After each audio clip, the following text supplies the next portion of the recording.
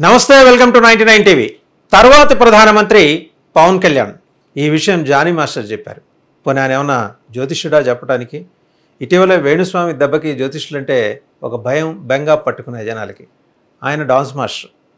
ఆయన మన పవన్ కళ్యాణ్ గారి పుట్టినరోజు సందర్భంగా ఈ వ్యాఖ్య చేశారు. అది ఆయన ఆశాభావం, ఆకాంక్ష, అభిలాష. సరే, సహజంగా పవన్ కళ్యాణ్ అంటే అభిమానం ఉండేవాళ్ళు ఆ మాట అనుకోవటంలో తప్పలేదు. కానీ ఈయన సంవత్సరం కూడా చెప్పేశారు. పవన్ కళ్యాణ్ గారు 2029 సీఎం, 2034 పీఎం. 2029 వదిలేస్తే 2034కి ప్రధానమంత్రి పవన్ కళ్యాణ్.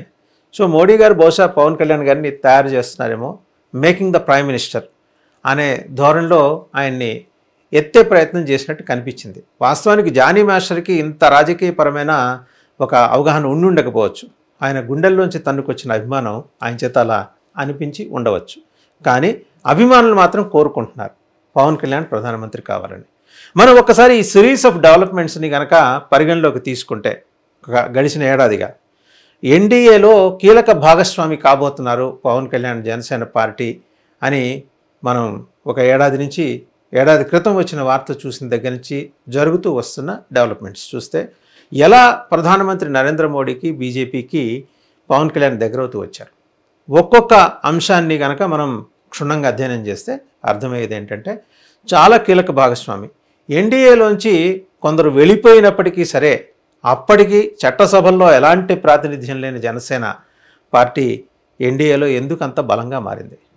వాస్తవంగా చూస్తే దక్షిణాది మీద బీజేపీ ఫోకస్, ఆర్ఎస్ఎస్ కాన్సన్ట్రేషన్, ఈ రెండు ఇక్కడ మనం మాట్లాడుకోవాలి. ఆ భావజాలానికి దగ్గర భావజాలం ఉన్న వ్యక్తి పవన్ కళ్యాణ్ అని బీజేపీ, ఆర్ఎస్ఎస్ రెండూ భావించాయి. వాస్తవంగా పవన్ కళ్యాణ్ గారు అలా భావించి ఉండకపోవచ్చు. ఆయన భావజాలం ఏంటంటే సామాన్యుడికి పనికొచ్చేది ఏదైనా సరే మనం చేసుకుంటూ వెళ్దాం అనేది. దానికి కొంత ఆర్ఎస్ఎస్ ఈ మధ్య సరళీకృత విధానాలతో ముందుకెళ్తోంది, కొద్దిగా లిబరలైజ్డ్ పాలసీస్ తోటి ముందుకెళ్తోంది.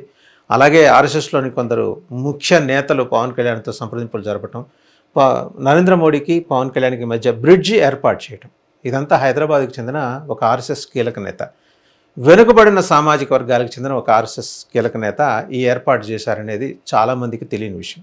సరే, ఏదైతేనేం పవన్ని చాలా వ్యూహాత్మకంగా అడుగులు వేస్తాడు అని అంచనా వేయని వాళ్ళందరికీ అంచనాలకు మించి రిజల్ట్ చూపించాడు. 100% స్ట్రైక్ రేట్ తోటి 21 స్థానాలు పోటీ చేసి 21 స్థానాలు గెలుచుకున్నారు. ఇవాళ చూపించారు 10 ఏళ్ల పోరాటం తర్వాత వాట్ ఈస్ పవన్ కళ్యాణ్. ఆ పోరాట పటిమ రిజల్ట్ 100% స్ట్రైక్ రేట్ తోటి అసెంబ్లీలో ప్రతిధ్వనిస్తోంది. సో ఇది నిజంగా ఒక మెచ్చదగిన పరిణామం. థర్డ్ ఆల్టర్నేటివ్ దిశగా ఆంధ్రప్రదేశ్లో ఒక ప్రయత్నం మొదలెట్టింది పవన్ కళ్యాణ్. వారి అన్నగారు చిరంజీవి మొదలెట్టినప్పటికీ ఆయన సున్నిత మనస్కుడు కావడంతో ఇటువంటి ఈ కటువైన రాజకీయాల్ని ఆయన దూరంగా ఉండాలనుకున్నారు, దూరంగా జరిగిపోయారు. ఆయన కేంద్ర మంత్రి పదవి అయిపోయిన తర్వాత ఆయన కాంగ్రెస్లో ఉన్నారా లేరా అనే ప్రశ్న, శశబిష్లు అవన్నీ పక్కన పెడితే తమ్ముడు పవన్ కళ్యాణ్కి ఆయన పూర్తి మద్దతుగా నిలిచారు. ఇవాళ పవన్ కళ్యాణ్ 2034కి ప్రధానమంత్రి అవుతారా లేదా? ఇది ఒక ఒపీనియన్ పోల్లా కూడా పెట్టచ్చు. ఎందుకు కాకూడదు? దక్షిణాది నుంచి మనం గనక చూస్తే పివి నరసింహారావు గారు, తర్వాత దేవేగౌడ, నెక్స్ట్ దక్షిణాది నుంచి పవన్ కళ్యాణే కావచ్చేమో. అంటే ఇందులో కొంత అతిశయోక్తి కనిపించవచ్చు వ్యూయర్స్కి, లేదా చూసేవాళ్ళకి, ఆలోచించే వాళ్ళకి. కొన్ని అద్భుతాలు ఇలాగే ఉంటాయి. అంటే చెప్పి జరిగితే అది అద్భుతం కాదు. సో మరి జానీ మాస్టర్ ఏం ఫోర్సీ చేశారో, ఏం చూశారు, ఏం భవిష్యత్ దర్శనం చేశారో పవన్ కళ్యాణ్లో, ఆయన పుట్టినరోజు సందర్భంగా తన ఆకాంక్షని, అభిలాషని, ఆశావహ దృక్పథాన్ని బాహాటంగా చెప్పుకొచ్చారు ఆయన. సో 2034 పవన్ కళ్యాణ్ ప్రధానమంత్రి కావాలి అంటే ఈ లోపల దక్షిణాదిలో బీజేపీతో పాటు బీజేపీ మిత్రపక్షాలు కన్సాలిడేట్ కావాలి. దానికి తగ్గ వ్యూహరచన పవన్ కళ్యాణ్ చేత బీజేపీ చేయిస్తోంది. ఇది నిక్కచ్చిగా నిర్దిష్టంగా అంటున్న సమాచారం. ప్రధానమంత్రి ఏదో అదాటున అనలేదు, మేరే పీచే పవన్ కళ్యాణ్ హే అని. ఆయన అన్నారు అంటే ఒక 20 ఏళ్ళు 30 ఏళ్ళు భవిష్యత్ దర్శనం చేసుకొని ఫోర్సీ చేసి ఈయనలోని ఒక నాయకుడిని మెరుగుపెట్టి బయటకు తీసే ప్రయత్నం ప్రధానమంత్రి నరేంద్ర మోడీ చేశారు. అది స్పష్టం.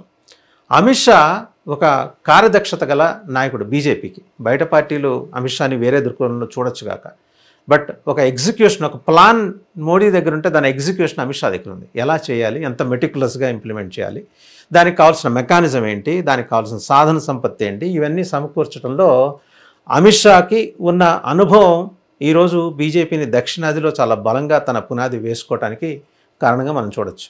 ఎందుకంటే కేరళ నుంచి చూస్తే ఆయన cinema hero Suresh Gopi MP.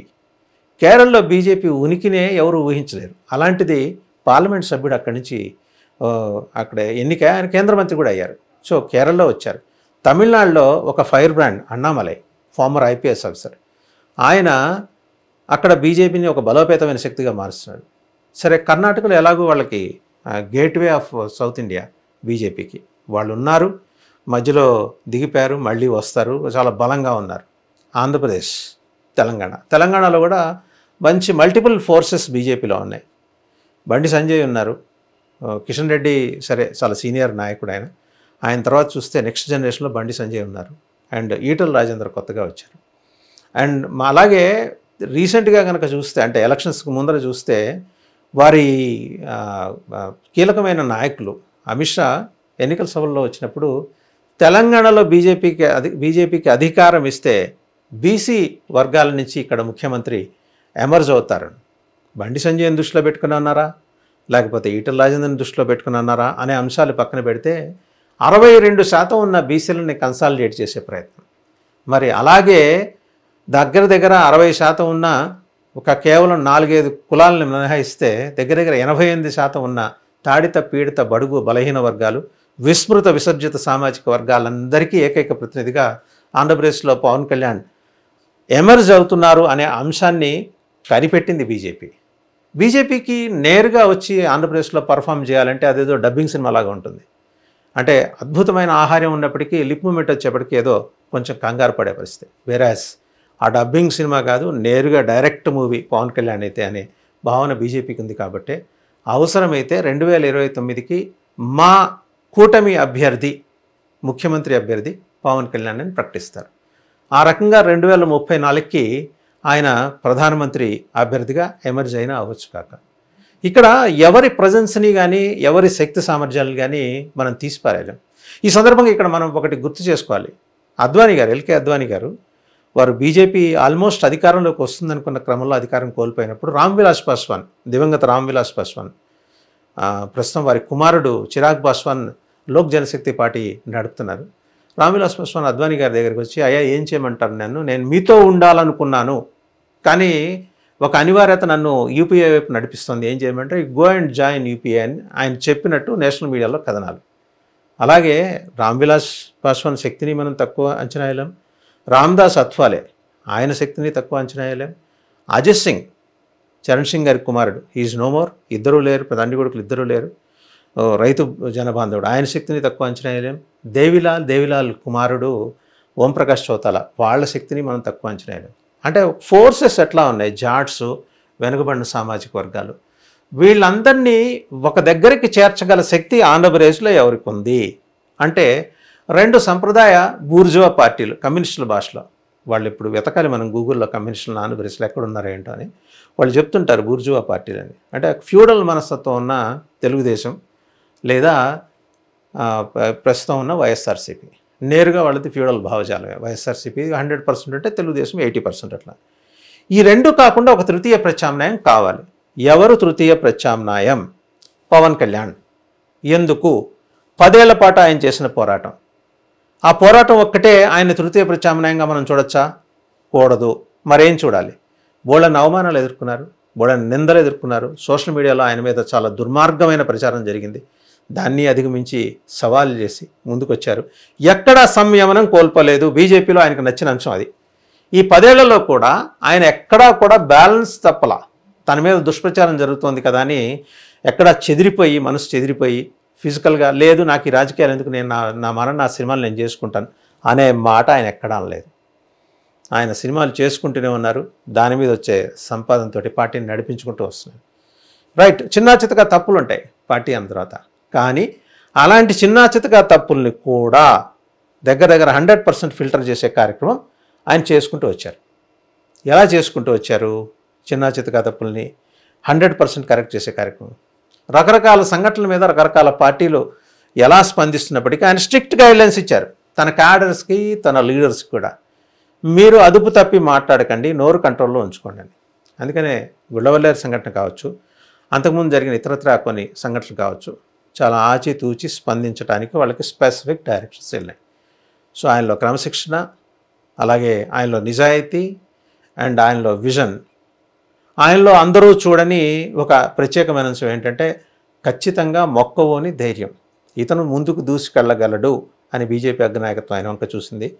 అవసరమైతే మారుతున్న కూటమి రాజకీయాలు దేశవ్యాప్తంగా ఒక అనివార్యత బీజేపీని 2030 నాటికి పవన్ కళ్యాణ్ మా ప్రధాన అభ్యర్థి అని చెప్పించినా బీజేపీ చేత చెప్పించవచ్చు. So let us hope Jani master ఏదో ఆయనకి రాత్రి దేవుడు కల్లోకి వచ్చేసి ఇలా 2034కి పవన్ కళ్యాణ్ ప్రధానమంత్రి అభ్యర్థిగా ఆయన ఎమర్జ్ అవుతారు, ప్రధానమంత్రి అయిపోతారని చెప్పారో లేదో మనకి తెలియదు. చెప్పినా ఆయన జానీ మాస్టర్ అని చెప్పాల, ఆయన ఏదో ఆ దాటిని అనేశారు. సో కొందరి నోటి మాట ఎట్లా ఉంటుందంటే వారి ఆ మాట సలభ వల్ల అవి నిజాలు అవుతాయి. సో ఆయన 10 మందికి ఉపయోగపడే పవన్ కళ్యాణ్ ప్రధానమంత్రి కావాలని కోరుకున్నప్పుడు ఆ స్థాయి దాకా పవన్ కళ్యాణ్ వెళ్తారని అభిమానులందరూ ఆకాంక్షిస్తున్నారు. మనం కూడా దాన్ని స్వాగతిద్దాం.